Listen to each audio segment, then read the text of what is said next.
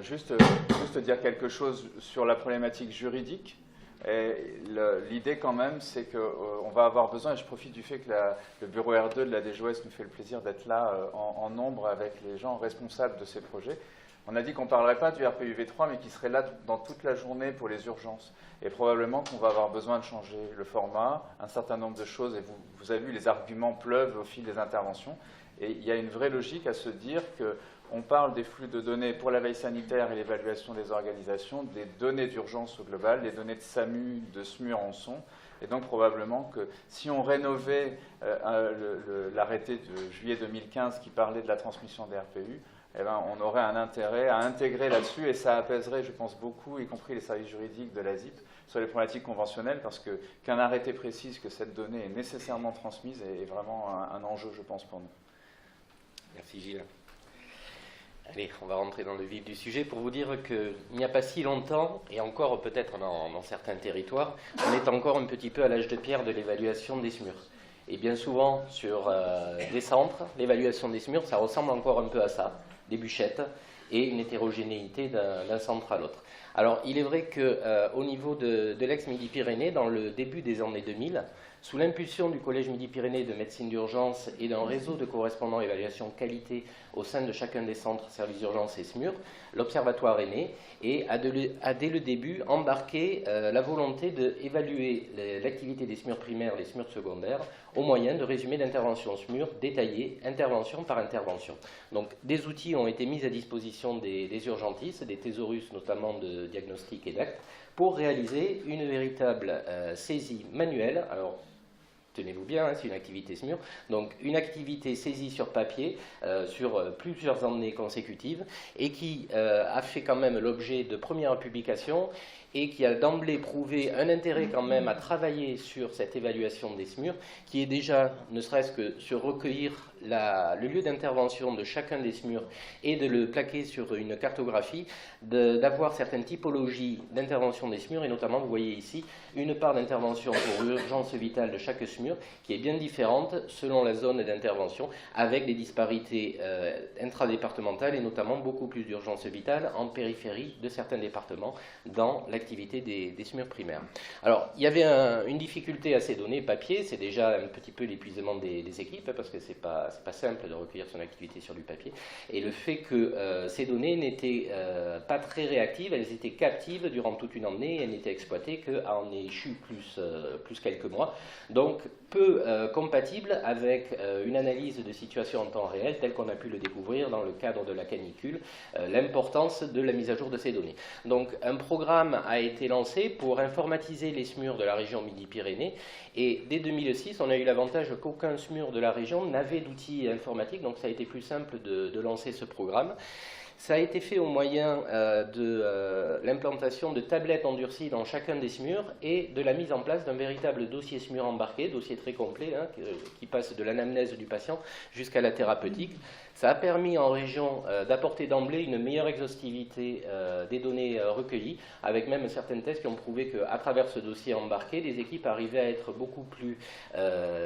descriptives que ce qu'elles ne le faisaient sur leur propre fiche papier d'intervention SMUR qu'elles remettaient au service. On a mis également à disposition au sein de ces tablettes des outils d'aide à la décision, des protocoles, des calculs automatiques de score clinique et des aides à la thérapeutique. Et ça a accru également la possibilité de communiquer, alors là par un mode qui est, on va dire maintenant peut-être un peu là aussi ancestral, qui est l'impression d'une fiche SMUR à l'arrivée dans le service d'urgence, mais cette communication a été valorisante pour la continuité de la prise en charge. Et ça a également donné au SMUR la capacité d'avoir son propre véritable dossier informatisé, son propre archivage numérique de ses interventions en local, sur lequel il pouvait à gré revenir en tant que de besoin. Alors, tout n'a pas été que rose et idéalisé dans cette expérimentation. Il y a eu des retours sur expérience dont on peut vous faire part. Alors, il faut se méfier de l'effet joujou de la tablette, et dans le début des expérimentations, on a eu pas mal de retours de médecins SMUR avec des difficultés à être tout le temps collés à la tablette durant les premières phases de transport. Vous dire également qu'il faut laisser la liberté d'action à un médecin urgentiste et qu'il ne faut pas vouloir dans un dossier informatisé, même si on cherche une évaluation de qualité, contraindre les résultats ou bloquer un dossier si tel ou tel champ n'est pas saisi. On est vraiment dans un terrain d'intervention qui nécessite une grande souplesse logicielle et une ergonomie à la hauteur du temps que le médecin peut consacrer à la saisie.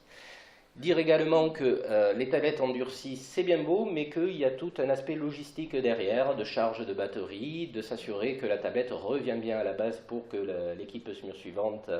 l'ait pour saisir les informations. Donc si vous vous embarquez sur de la technologie endurcie et des tablettes, sachez-le, il y a quand même tout un programme derrière, une coordination à mettre en place. Alors, on a eu une période, on va dire, de creux, et même au-delà de l'usage des tablettes endurcies, on s'est rendu compte qu'il fallait accroître les services rendus aux médecins SMUR pour avoir une meilleure adhésion, une meilleure exhaustivité des saisies, et pour ne pas voir décliner l'intérêt à l'évaluation et à l'informatisation embarquée. Donc, pendant ce temps, on a beaucoup travaillé avec des éditeurs de logiciels de régulation pour mettre en place des connecteurs, on vous en a parlé là dans les précédentes interventions de la matinée, qui a permis de mettre en place un véritable concentrateur régional, c'est-à-dire une grosse base régionale pour de l'opérationnalité et de l'évaluation dans un second temps, qui récupère les dossiers de régulation de chacun des logiciels de façon automatisée, sans surcharge pour les médecins régulateurs, et qui permet d'apporter un peu plus d'informations aux médecins SMUR qui part sur une prise en charge. Donc ça nous a incité à développer un outil embarqué qui a une vocation beaucoup plus, on va dire, métier évaluative simplifié, qui est d'apporter l'information médicale de régulation auprès du médecin SMUR et également de recueillir de façon la plus ergonomique possible, en y travaillant, c'est le travail de tous les jours, les indicateurs évaluatifs qui manquent. Il faut quand même savoir que le fait d'interconnecter un logiciel de recueil SMUR à une régulation, on récupère déjà plus de 50% des données de l'intervention SMUR, vu qu'une partie de tous les premiers horaires sont déjà transmis par le logiciel de régulation. Alors au fil des ans, c'est vrai qu'on se dit que le plus simple, c'est d'opter pour la mobilité de smartphone de chaque médecin, parce que déjà, il s'en responsabilise, c'est son propre matériel, et du coup, il est d'un usage beaucoup plus commode. Donc, il faut essayer de porter le plus possible les travaux sur une ergonomie logicielle, se dire qu'un médecin qui part en intervention n'est pas forcément un médecin qui va devoir coder pour chacune des interventions. Il doit avoir la possibilité de revenir sur une intervention sur laquelle il a apporté sa compétence dans un deuxième temps. Donc on leur propose un listing des interventions en cours ou les précédentes. C'est adapté en fait à l'utilisateur et à la base de SMUR sur laquelle il travaille, et on récupère les données de la régulation. L'idée, c'est de lui présenter un minimum d'informations évaluatives qu'il a à saisir. On parlait de CCMU, de diagnostic, d'actes, et de préciser le devenir. Mais pour lui, il peut également, en cliquant sur le dossier, accéder aux informations et à l'observation de la régulation en temps réel, ce qui permet là aussi de simplifier les échanges et les communications téléphoniques entre la régulation et les effecteurs SMUR. Alors, le fruit de ces 10 ans de recueil SMUR informatisé en Midi-Pyrénées, c'est en fait un périmètre de plus de 300 000 missions, et avec une récupération pour la région de 90% de recueil informatisé SMUR sur ces 300 000 missions. Alors, le retour sur expérience par rapport aux premiers pas des SAMU et des SMUR, pour lesquels le professeur Larengue disait que le SMUR se déplaçait vraiment au pied de l'arbre, c'est de constater que désormais le SMUR se déplace surtout au chevet du patient, vu que 66% des interventions SMUR primaires se font au domicile des patients. Il est également notable de constater que dans les interventions primaires, quand on voit les EHPAD, les établissements de santé, pharmacies et cabinets médicaux, il y a plus d'une intervention sur 10 du SMUR qui se fait auprès d'un établissement ou d'un service de santé. C'est également une particularité à ne pas négliger. Donc, profitez de cet historique pour vous faire un profil des interventions des SMUR au domicile.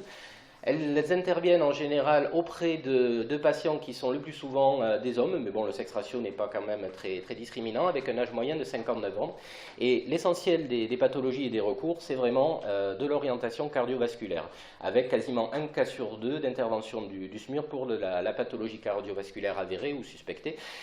Une sortie SMUR sur 10 se fait pour un arrêt cardiaque, une sortie SMUR sur 4 pour une douleur thoracique ou une pathologie ischémique. Les autres pathologies arrivent bien loin, avec des urgences neurologiques à 9%, urgences respiratoires 9%, de la traumatologie à 7%, et il est à noter en recrudescence des interventions SMUR pour pathologie psychiatrique et intoxication médicamenteuse volontaire qui progressent.